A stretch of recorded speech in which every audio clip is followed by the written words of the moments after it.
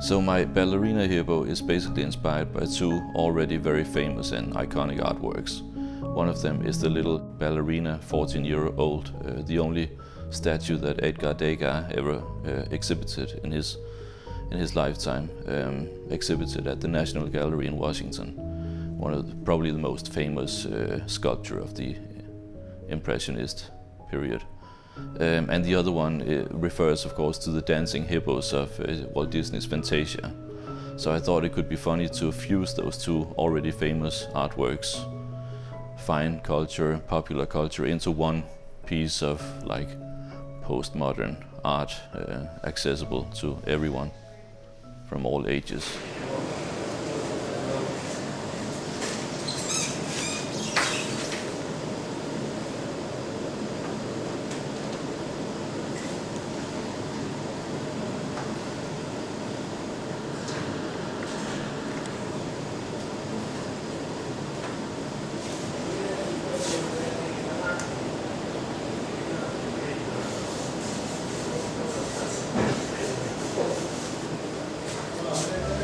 So in art history there's a lot of talk about genius loci, the spirit of the place.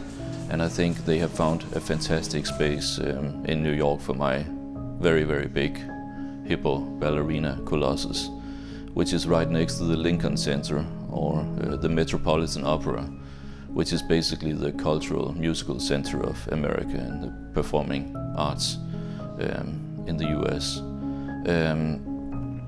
So I imagine her to be a little 6-8-year-old ballerina student who comes straight out of a Juilliard school, which is part of the whole Metropolitan Lincoln Center complex. Still a little shy about the whole thing, and yet quite confident.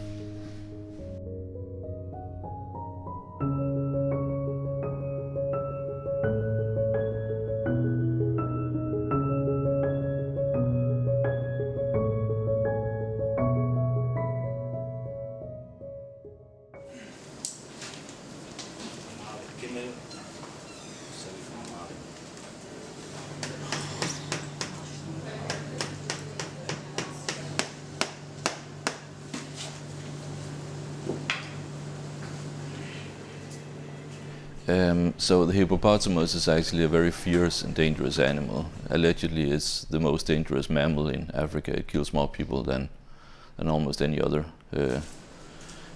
predator. It kills more people than the crocodile, allegedly. Very territorial, very dangerous. But I've always loved its round, curvy, organic, smooth shapes. So I thought it could be funny to turn it into a little whimsical ballerina girl inspired by the famous Degas sculpture and Walt Disney's Fantasia.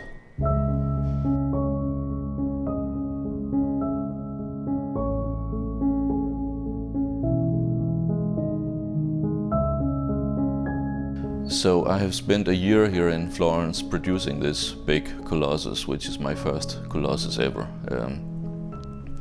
And there's a long tradition of sculptures coming from the north to Florence to make great bronze pieces ever since Francavilla and Giambologna and so on. People have sought here to make great bronze work.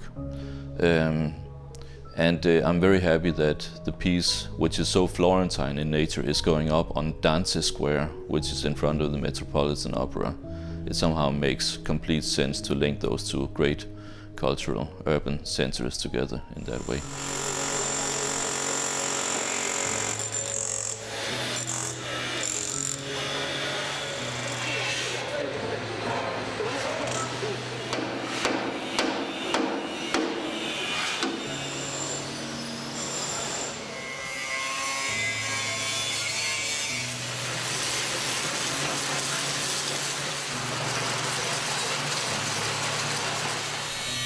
So I love to come and work here with all my Italian friends out at the foundry of Ciglia e Carrai, outside, a few kilometers outside of Florence.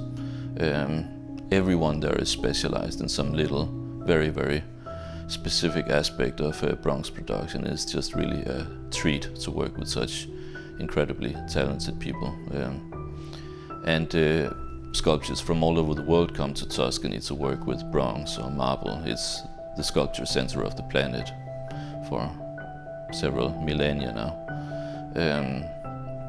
So I feel very blessed to be able to come here as often as possible and do work with all my friends and colleagues there.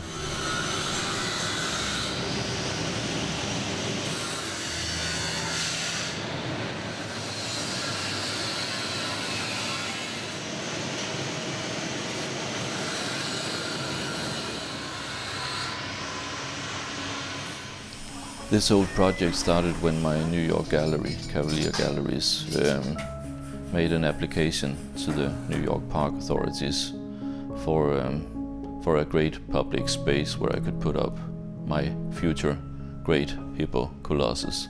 They've had some very successful similar initiatives previously in other great public spaces in New York and have a long experience in this field.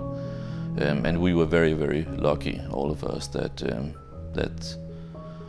the Lincoln Center space was selected for this particular work. I think it makes complete sense to have it there. It's kind of like a marriage made in heaven to have it up in front of the Metropolitan Opera.